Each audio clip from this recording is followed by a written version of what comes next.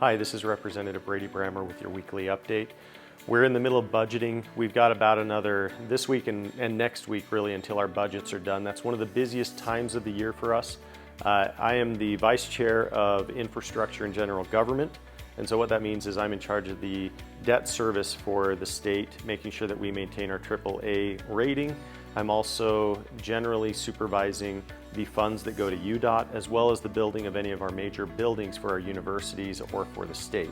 And so as we sort through all those numbers, as we sort through the different presentations, we're quite busy right now, and then we'll prioritize those, and then that priority list will go to another committee that will ultimately decide the whole budget, whereas we just have a section of it. So that process will finish up in the next week.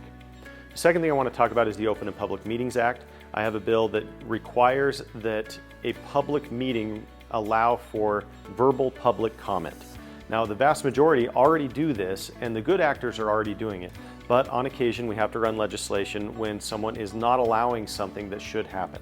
And so we want to make sure that the people's meetings have room for the people. And so that's really what this is about.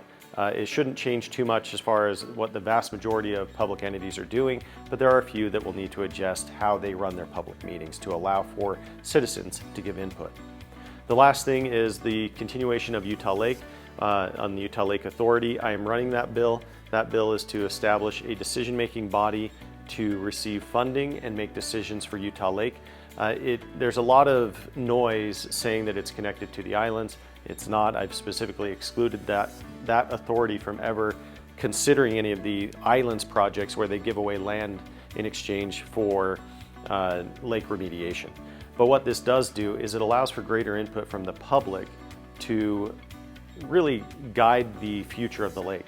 I think it'll be a huge benefit to Utah Lake, and it will change the trajectory of where it's going in a really positive way. Thank you.